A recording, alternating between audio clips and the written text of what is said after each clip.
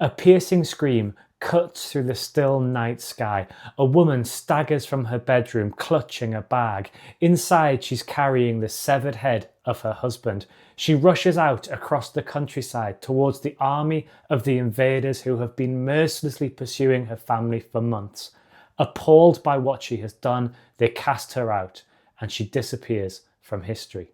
If this were a Hollywood movie, the camera would now cut back to the scene of the crime. It would focus in on the little girl cowering behind a couch in the corner of the room.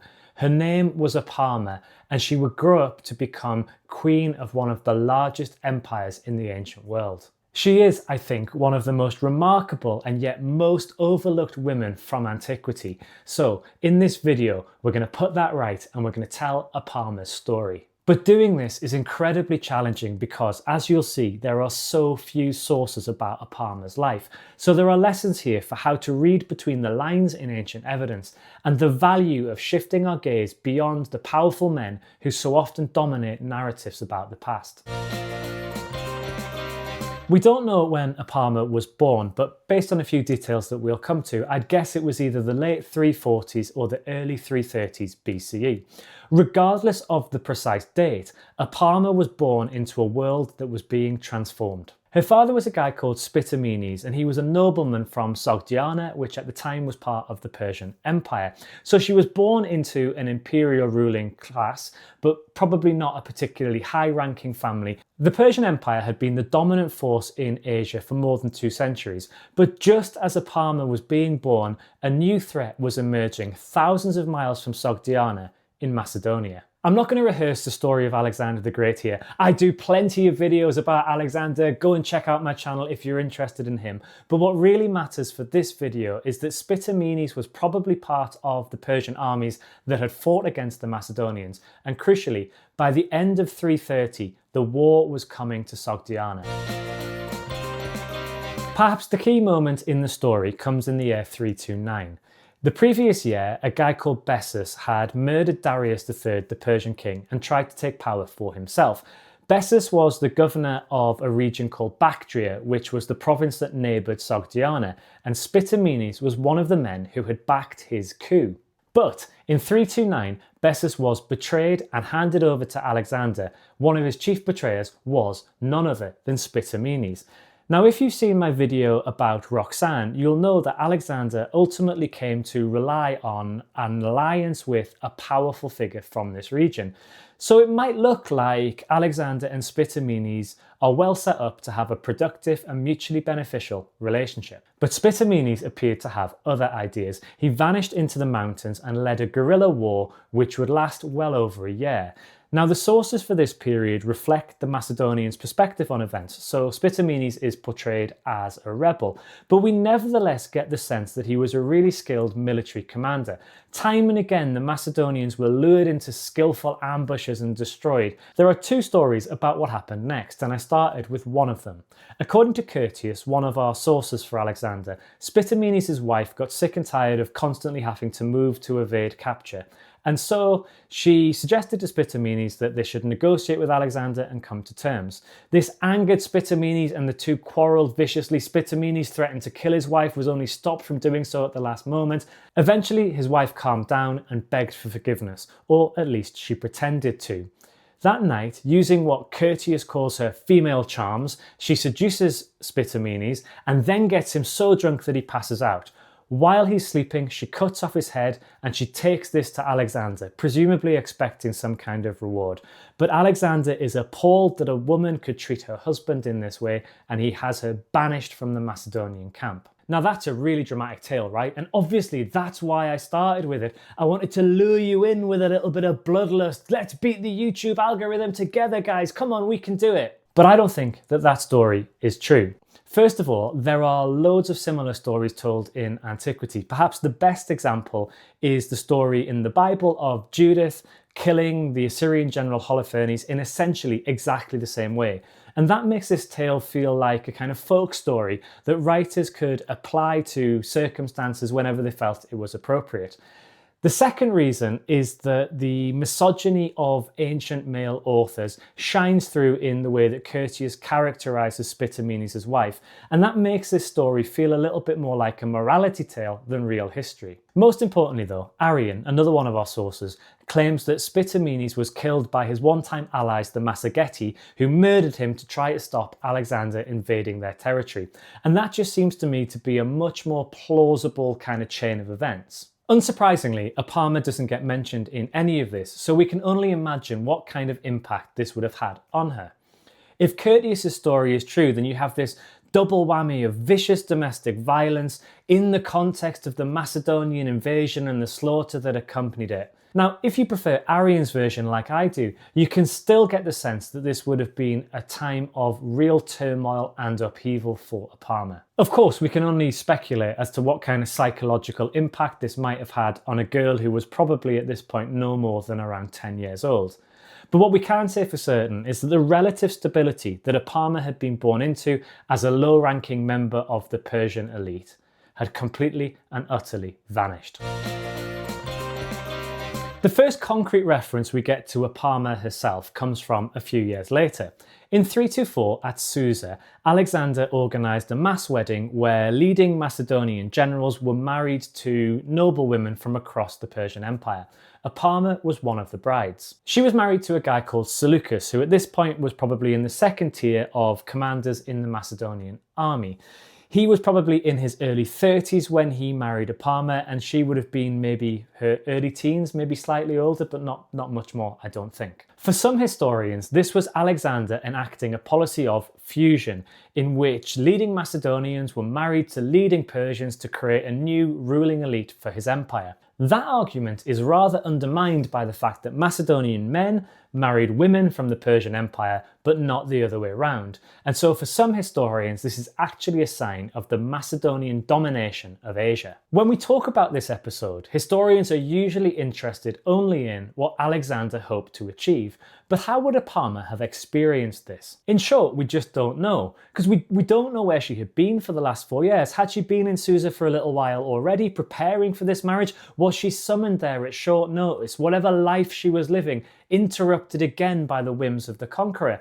I'd guess that she only met Seleucus for the first time at the wedding ceremony itself. How would she react to this? Could she even talk to Seleucus? At Susa, Alexander himself married 2 daughters of previous Persian kings. Now, one source claims that they had been in Susa for several years learning Greek. Well, if that's true, and it is debated just like everything else in Alexander's reign, but if that's true, had the same kind of training been extended to Apama, or was she going into this cold? We should say that marriage for women in the ancient world could be a moment of sudden change and dislocation.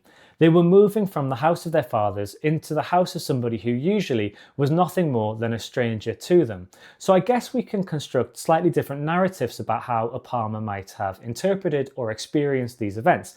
In one version, her marriage to Seleucus was something that had been at least a little while in the planning, that she'd been preparing for, and that really might not have been all that different to what would have happened had she ended up marrying a nobleman from elsewhere in the Persian Empire. But in another version of events, this was much more sudden and much more disconcerting. I know that lots of what I'm saying here isn't grounded explicitly in ancient evidence, but that's because there isn't a source that says, this is what Apama was doing, this is what Apama was feeling or experiencing. And that's because the men who wrote these ancient accounts quite simply weren't interested in these women. We know about these marriages because they're mentioned by Arrian, but he just says that Seleucus was married to the daughter of Spitamenes. He is so uninterested in Apama that he doesn't even name her. So, if we want to understand the experience of marginalised people and marginalised groups in antiquity, we need to read between the lines and we need to ask slightly different questions. Arrian says that there were about 80 marriages at Susa, and he gives details about 9. The fact that he includes Seleucus and Apama is nothing to do with Seleucus' status in the Macedonian army at the time, but because of what came next. Alexander died in 323 BCE without an heir, and over the next 2 decades, as his generals fought with one another for control and for power, Seleucus carved out the largest empire in the early Hellenistic world, which stretched from the Aegean to India. In this period, the women who were married to Macedonian generals at Susa disappear from the historical record, except Apama. Scholars have sometimes used this to suggest that the Macedonians had no interest at all in marrying Asian women, that they'd been forced to do this by Alexander, and as soon as he was dead, they had repudiated, they had divorced these wives. Now, I think that's a little bit of a simplistic conclusion to reach because we know so little about these women. There is so little evidence about them that really we shouldn't be surprised that they aren't mentioned in the sources. I don't think we can use that as proof that these women suddenly just ceased to exist as soon as Alexander died. Now, with Apama specifically, historians have sometimes suggested that Seleucus wanted to remain married to her because he ultimately wanted to rule her homeland and thought that this would be an advantage. Now, I think that's probably a little bit of back projection because it's true. Seleucus did end up ruling Bactria and Sogdiana, but not until about 15 years after Alexander died, and I just think it's really unlikely that he would have been thinking about this in the late 320s. And just how useful would Apama's connections to this region have been anyway? Her dad was long dead, and we've got no idea whether any of her blood relatives remained important enough to be useful allies to Seleucus in the region. So instead of looking at this only through the lens of high politics, maybe we need to think about this more on the personal level. Maybe the reason that the relationship lasted is because Seleucus and Apama genuinely liked each other. Maybe there was real affection there. Might we even have space to see real love? The best evidence that the marriage was working, at least by ancient standards, is that around the time that Alexander the Great died, Apama gave birth to a son, Antiochus. Eventually, Antiochus would inherit his father's empire, and so there's lots we could say in terms of speculation about how his identity as a half-Sogdian might influence his worldview, how far his mother might have shaped his upbringing and influenced the way he thought about his empire. But just having a son, and thus an heir, was incredibly important in this period. Alexander's death had plunged the Macedonians into civil war and chaos precisely because he didn't have an heir. So having a son became really important for the men who were competing to become king because it let them promise a return to stability. During this period, Alexander's male relatives were very quickly killed off, and that meant that his female relations became really, really important. For example, his mother Olympias or Adia Eurydice played genuinely important political roles in this period. And equally, men like Seleucus had no blood claim to royalty, so they've needed to find new ways to establish a dynasty. One effect of this is that royal women became much more visible in this period than they had been in the Persian Empire. The best example of this is a decree from Miletus, a city in what is now Turkey. It dates to the year 299 or 298, and it explicitly honours Apama. The citizens thank her for looking after and showing goodwill towards the people of Miletus who had served in Seleucus' army and for contributing to the construction of a temple to Apollo. By way of thanks, the citizens want to honour Apama by setting up a statue. There's loads we can learn from this inscription about how cities interacted with kings in the early Hellenistic period, but what really matters for us is how prominent Apama is in the discourse. The inscription stresses that she has been interacting with the ambassadors from Miletus, listening to them, negotiating with them, and enacting policy. She isn't just a faceless queen hidden away behind the high walls of a palace shielded from public view. She is playing an absolutely vital role in the day-to-day running of the Seleucid Empire. And crucially, what this inscription shows us is that the people within the Seleucid Empire recognized this and celebrated it. The final moment we know of which might have had an impact on Apama came right around the time that this decree was published, when Seleucus married a second wife. Her name was Stratonice, and she was the daughter of Demetrius, one of Seleucus's rivals. Eventually, Stratonice would end up married to Antiochus, her stepson, because that is the kind of normal politics that goes on in the early Hellenistic period, but that's for a different video. This is relevant to us because some historians have assumed that Seleucus would only have married Stratonice if Apama had died. Now, there is one ancient source that makes this claim, but this is a guy called John Malalas, and he was writing over 800 years after these events, and he makes this claim in a passage which is so full of mistakes about the Seleucid Empire that I just don't think that it is a credible source. It's also true that polygamy was pretty common for kings in this period, so there would have been nothing unusual about Seleucus marrying Stratonice while Apama was still alive. Quite what impact this would have had on Apama is of course entirely kind of speculation or guesswork, but what we can say is that as the mother of Antiochus, who was well established as the heir to the throne, Apama would have retained really significant social status at the Seleucid court, even if Seleucus did marry again in her lifetime. That does mean that Apama's death is ultimately a mystery to us, but given how little we know about her life, that somehow seems quite appropriate. The thing I love most about Apama's incredible story is that it reminds us that history is never just black and white.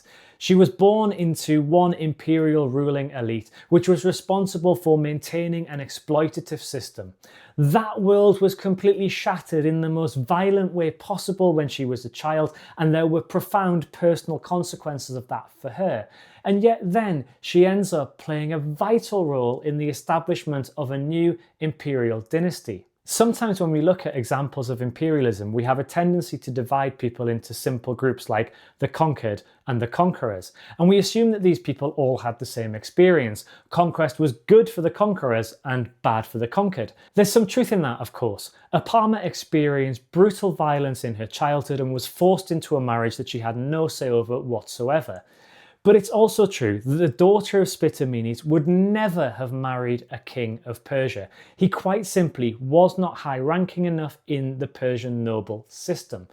And so the Macedonian conquest and Apama's marriage to Seleucus gave her a prominence, an influence and an impact that was completely unthinkable when she was born. So one lesson from this video, I hope, is that history gets really interesting when we get properly stuck into the grey areas.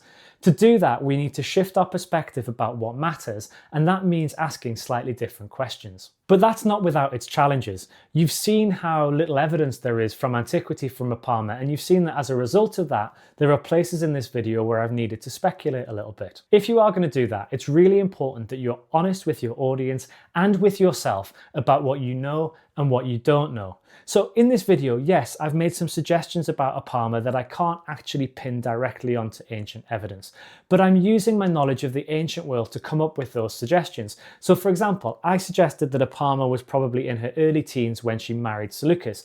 What I was doing there was using my wider knowledge of marriage practice in the ancient world to create some basic parameters that I was kind of using to guide my thinking. So I hope that's useful. If it is, give the video a like, subscribe to the channel for more, but most importantly, go back to a period of history that you're interested in. Find a figure that has been completely overlooked and use the methodology we've talked about in this video to bring their story to light, and then come back and tell me all about what you've learned in the comments.